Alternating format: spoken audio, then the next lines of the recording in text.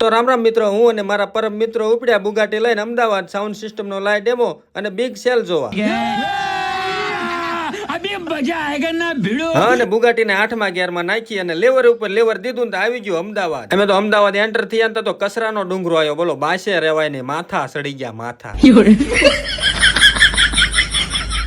પછી અમે ત્યાંથી પહોંચી ગયા કાંકરિયા એકા ક્લબમાં અને અમારી બુગાટી પાર્કિંગ કરી દીધી. અને તમને તો ખબર છે, અમે પૈસા વાળા માણા બધા 1-1 લાખ રૂપિયા ખિસ્સામાં નાખીને લાવેલા. બોલો, આજ તો હારી હારી વસ્તુ લઈ જ લેવાની છે.